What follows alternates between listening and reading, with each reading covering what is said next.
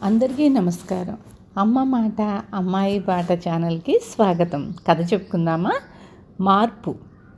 అమరావతిని పాలించే శివసేనుడు ఒకరోజు రాజభవనం పైభాగం నుండి కిందికి చూస్తూ వీధిన పోయే బిచ్చగాళ్లను చూసి జాలిపడి తన రాజ్యంలో బిచ్చగాడన్నవాడు లేకుండా చెయ్యాలని నిశ్చయించుకున్నాడు. అందరూ భూస్వాములు కానవసరం లేదు, కానీ దేశంలో కడుపుకు ఇంత తిండి, ఒంకింత బట్ట లేని మనుషులు ఉండటం ఏమిటి? ఇందుకుగాను దేశంలో పెద్ద మార్పు రావాలని, ఆ మార్పుకు తగిన పథకం ఆలోచించమని శివసేనుడు తన మంత్రిని అడిగాడు. మంత్రి కొంచెం ఆలోచించి, మీ ఆలోచన మంచిదే, కానీ దారిద్ర్యం బిచ్చగాళ్లను సృష్టిస్తుంది. ఆ దారిద్ర్యానికి మూల కారణం ఏవో ఆలోచించాలి. అంతేకాని దారిద్ర్యం మూలంగా బిచ్చగాడైన ప్రతివాడికి ధన సహాయం చేస్తూ పోతే అది బూడిదలో పోసిన పన్నీరవుతుంది అన్నాడు. దారిద్ర్యానికి మూల కారణం ఏదైనా దారిద్ర్యం సహించరానిదే. దాన్ని తొలగించటం వల్ల ఎప్పుడూ మేలే జరుగుతుంది అన్నాడు రాజు పట్టుదలగా. మహారాజా, డబ్బు ఏ సమస్యను పరిష్కరించలేదు. ధనం వల్ల బాగుపడేవాళ్ళు ఉన్నారు, చెడిపోయేవాళ్ళు ఉన్నారు. ఒక్క దరిద్రులలోనే కాదు, ధనికులలో కూడా ధనంతో చెడిపోయేవారు అనేక మంది ఉన్నారు అన్నాడు మంత్రి. ఆ మాట దరిద్రులకు బిచ్చగాళ్లకు వర్తించదు. కొద్దిమంది దరిద్రులకు ధన సహాయం చేసి వారు బాగుపడతారో లేదో చూద్దాం అన్నాడు రాజు. ఆ రాత్రి రాజు మంత్రి మారువేషాలు వేసుకొని నగరం వెలుపల ఉన్న సత్రానికి వెళ్ళారు. అక్కడ నలుగురు పేదవాళ్ళు కూర్చొని కబుర్లు చెప్పుకుంటూ కనిపించారు. రాజు మంత్రి వారికి సమీపంగా వెళ్ళి కూర్చొని మర్యాదగా పలకరించి వారి కథలు అడిగారు. వారిలో మొదటివాడు బిచ్చగాడు, బిచ్చగాడి కొడుకు కూడాను. వాడు 10 ఏళ్లవాడై ఉండగా తల్లిదండ్రులు పోయారు. అప్పటి నుండి వాడు తన తండ్రి అడుగుజాడలలో బిచ్చం ఎత్తుకొని జీవిస్తున్నాడు. రెండోవాడు నిరుపేద రైతని.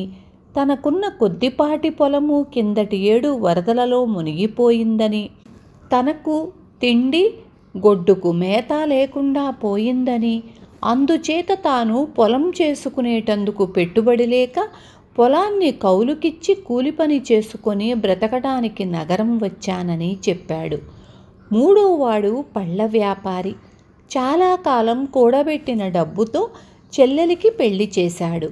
తరువాత అతడి తండ్రికి జబ్బు చేసింది. వ్యాపారం కట్టిపెట్టి తండ్రి చికిత్స కోసం ఊళ్ళూళ్ళు తిరిగి చేతిలో ఉన్నదంతా పూర్తిగా పోగొట్టుకొని బికారి అయ్యాడు. తండ్రి బ్రతకనే లేదు. అతనికింకా తల్లి, ఇంకో చెల్లెలు ఉన్నారు. ఇల్లు ఉంది, కానీ పల్లెటూళ్ళలో ఇప్పుడు పనులు లేవు. అందుకోసం కూలి చేసుకుందామని నగరం వచ్చాడు. నాలుగోవాడు తండ్రి పోయే నాటికి 10 ఎకరాల భూవసతి కలవాడే, కానీ ఏ పని చేయటం ఇష్టం లేక ఉన్నదంతా తాగటానికి జోదానికి తగలేశాడు. భార్య అతన్ని విడిచిపెట్టి పుట్టింటికి పోయింది. అడుక్కు తినటానికి అతను నగరం చేరాడు.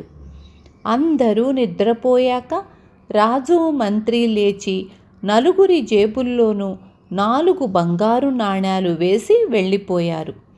తెల్లవారగానే నలుగురు పేదవాళ్ళు లేచి తమ జేబుల్లో ఉన్న బంగారం చూసుకొని సంతోషించారు.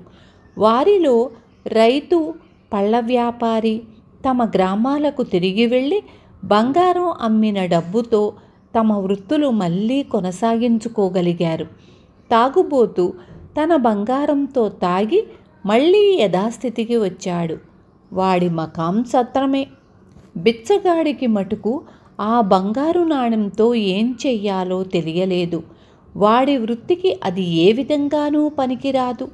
వాడు 10 ఏళ్ల వద్ద ముష్టి ఎత్తి కడుపు నింపుకుంటాడు. వాడి జీవితం వెళ్ళమారిపోతుంది. బంగారం తనకు ప్రస్తుతం ఏ విధంగానూ ఉపకరించదు. దాన్ని ఎవరికన్నా అమ్ముదామన్నా 1,00,000 ప్రశ్నలు వేసి దొంగతనం కూడా అంటగట్టవచ్చు. అందుకని వాడు ఆ బంగారు నాణ్యాన్ని సత్రం గోడ దగ్గరే పాతి పెడదామని అర్ధరాత్రి వేళ గుంట తవ్వసాగాడు.